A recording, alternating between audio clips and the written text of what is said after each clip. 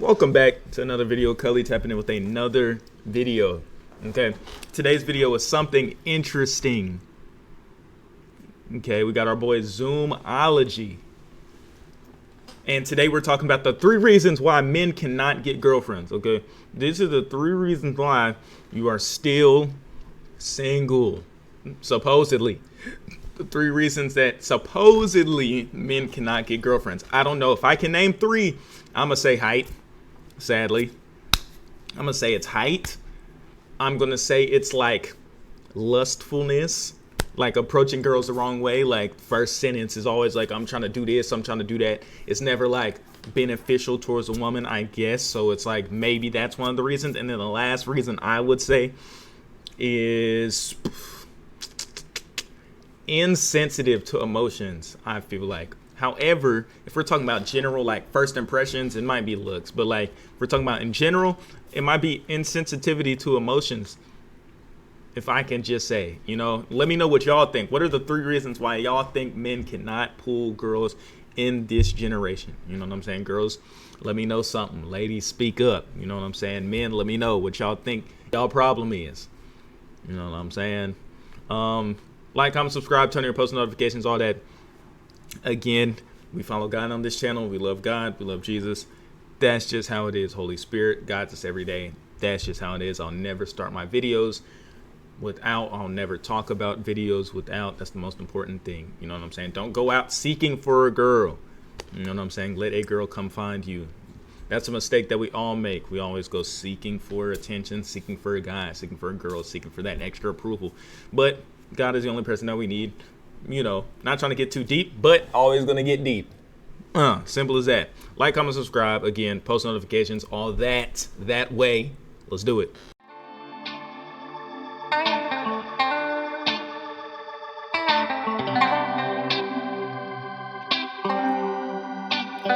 Shows this. The quicker you fall in love, the more likely your story ends in heartbreak. But it's not your fault. We're all programmed by our attachment style. John Bowlby mapped attachment on a graph with 2 axes, avoidance and anxiety. While anxiety measures how much you worry about love, avoidance measures how much you pull away from it. The dream destination is the secure attachment. Until you reach it, every love story risks running in circles. Number 1. Anxious attachment. This type has low avoidance, but very high anxiety, and it's caused by our relationship with our parents. Yet it sounds familiar and most YouTubers talk about this, but bear with me. Our parents dictate the people we're attracted to. Literally. In an experiment, people were shown photos of strangers and were asked to rate how attractive they were. At first, the ratings were pretty normal. Then the photos were modified. For men, these strangers were changed to resemble their mothers, while for women, these strangers were changed to resemble their fathers. The ratings skyrocketed. It is disturbing. But this phenomenon is called the Oedipus complex. We nudge towards partners who remind us of our parents. Yet the attraction isn't the end of the story, it's only the spark. Dorothy Tenoff called the next stage limerence, an obsessive state where one look or one conversation can be replayed for hours in our heads. That is crazy.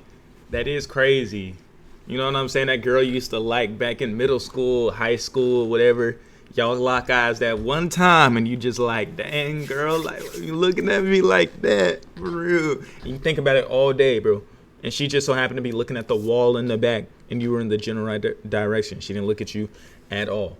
So all day you think that thing's sweet and that you got you a wife, that you got you a little, but you don't. She wasn't even looking at you, bro. And then you try to approach her and then she curve you and then you crying and then you doing YouTube. No, I'm playing.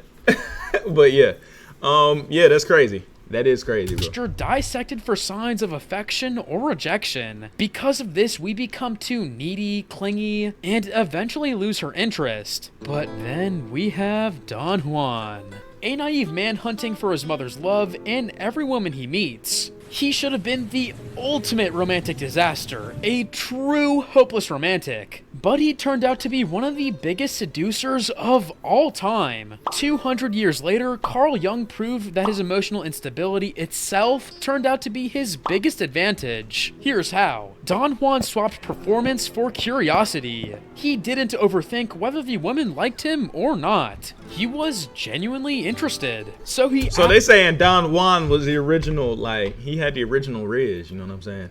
And that is something I feel like is crazy, though, because I feel like just my mindset, if I'm going to go approach a girl, I'm for sure overthinking it.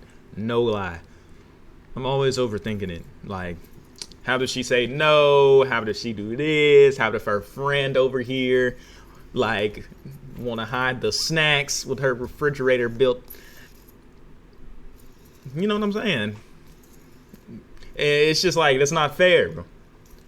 It's not fair, man. Like, it's hard, bro. Being a guy, I feel like y'all don't understand, bro. Having to go up to a girl and you don't know her, you're just attracted to her off looks. You don't know if she got a boyfriend. You don't know if she gonna curve you. You don't know if she gonna be like, you ugly. What are you wearing? I have a story time. Oh my gosh, I have a story time. This is crazy. I have a story time. I remember back in the day, I had went to this function, and I didn't go to a function. I heard a story through somebody else. Went to this function, pulled up. Guy pulled up on a girl and was like, yo, you look good. This, that, and the third. What's going on? How can I, You know what I'm saying? The girl was like, step back. So he stepped back. Mind you, they in a function, so it's dark. She took her phone out, turned the flash on, scanned his fit, turned the flash off, said, I have a boyfriend, and walked off. How would y'all handle that situation?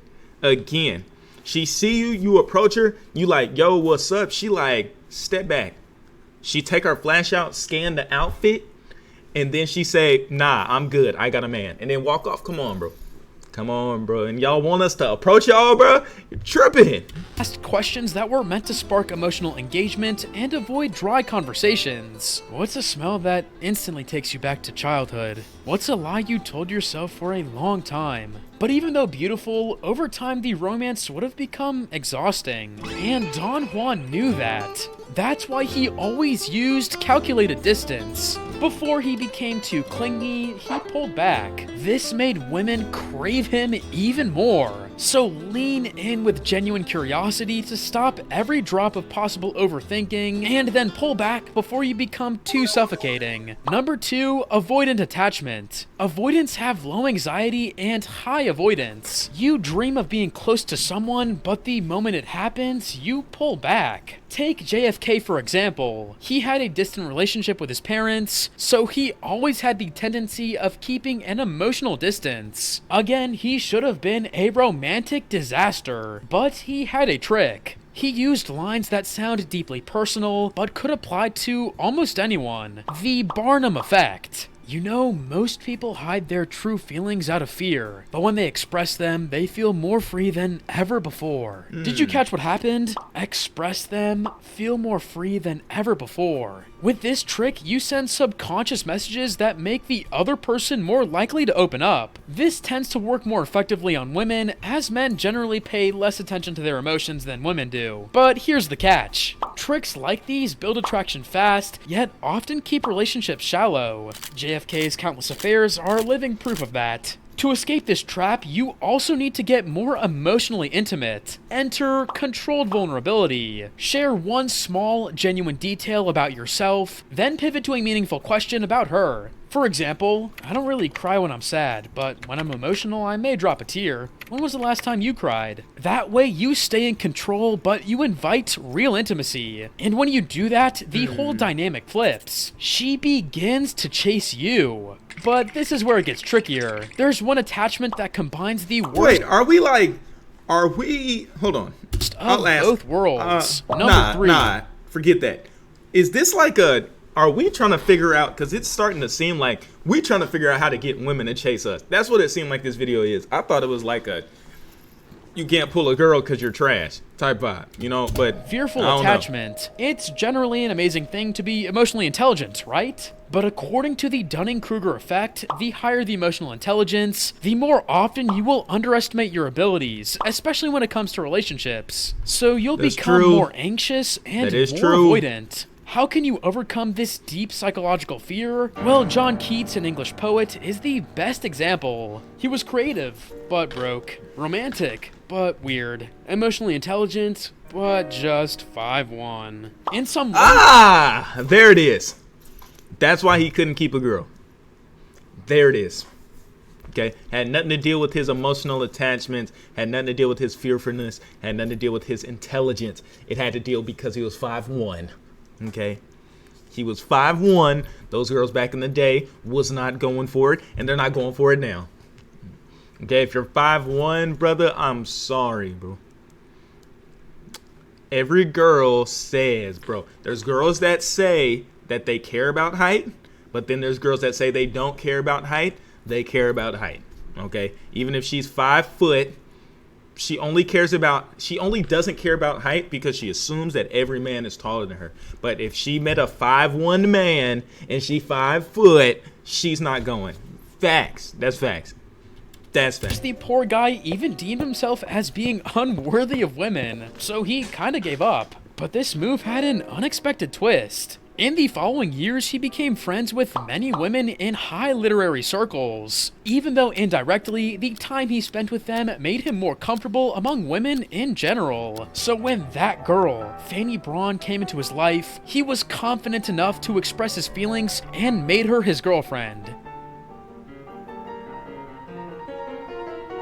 He died 3 years later, but he still got laid. This trick is called compartmentalization. Talk to women more often, not to get attraction, but to get more comfortable around them, until the right one comes. Now imagine that she that's actually deep. comes into your life, but you don't know how to shift smoothly from casual to intimate. That's where this escalation technique comes in. To build comfort, start with small, non-intrusive touches like a brief tap on the arm or a playful high five. Then you can level up. After a high five, you can hold onto her hand for a little while. And once there's lots of trust, you can add some spice and try hugging her or taking her arm like this. Maybe even a kiss. But there's a method to win as a hopeless romantic that I didn't mention yet, regardless of where you land on the graph. The book Attached by Amir Levine and Rachel Heller explains how you can break out of your attachment and become... He's trying to promote video over. No, I'm playing. Let me stop. Shout out my boy Zoomology. Thank you, Zoomology, for the imparted information. You know what I'm saying? We learned something, right? We learned that if you're 5'1", you're no fun. No, I'm playing. Okay, we learned that get out your own head, bro. That's what I learned. You just got to get out your own head. And that's something I got to work on. That's something all of us got to work on. We got to just get out of our own head, even as a girl, bro. Even as a female. This is for females too, bro. I don't feel like this was just for men. It's for females too. Sometimes it's, y'all, I feel like females are definitely in that area that was at the bottom right corner where it was like they don't want to say nothing to guys because they're scared of rejection. But it's like, you got to think, bro. The word, again, like we scared of rejection. There's nothing wrong with going up to a guy that you find attractive. Now, you shouldn't be lustful and thirsty. That's when it becomes an issue. But just talking to somebody like, hey, blah, blah, blah, blah, blah, blah, blah, you know what I'm saying? I don't feel like that's too harmful. You know what I'm saying? But again, like, comment, subscribe, turn your post notifications. Let me know what y'all want to see next. Next video I'm probably going to drop is going to be... Faster, faces fast and I'm homebound.